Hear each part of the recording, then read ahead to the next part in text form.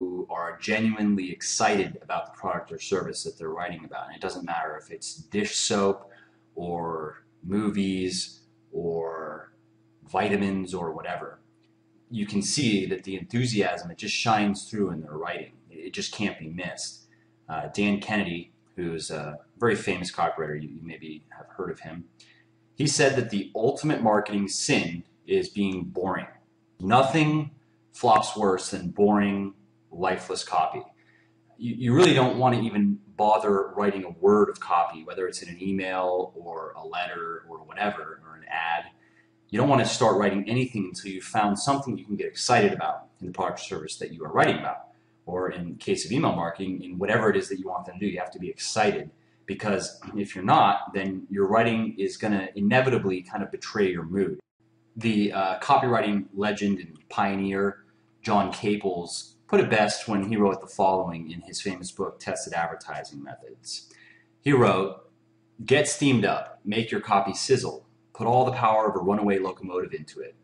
Later, go over it in cold blood and cut out the things your critics will object to. In this way, you can produce copy that is both lively and acceptable. If you write with the prejudices and preferences of other people uppermost in your mind, you will produce copy as correct as a schoolchild's essay, but utterly lifeless. Get excited, get worked up. Tell yourself that you have the biggest piece of news to tell since man walked the moon. Remember that enthusiasm is as contagious as measles. It spreads from speaker to listener, from writer to reader." So remember, interest and enthusiasm.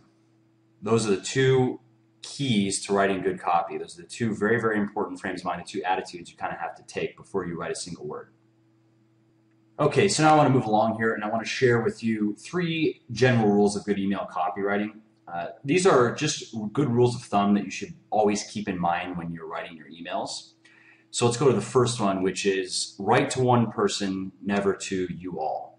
And you know, this actually applies pretty much to every form of copywriting, but I'll just state it here that when you write, you want to write to one person. You never want to use phrases like you guys or you all or all of you or other things like that. You also want to have the mentality of you're writing to an individual, and you also want to know your typical customer. That's who you're writing to. And you know, many copywriters, they actually picture the typical customer as they write. You know, some of them even go as far as naming this person and writing down their different interests and their different qualities and whatever. You don't necessarily have to go that far, but it is a good frame of mind to just think that you are speaking to an individual. You're not speaking to a crowd or the masses. Okay, so let's go to the next rule, which is write like you speak. When you're writing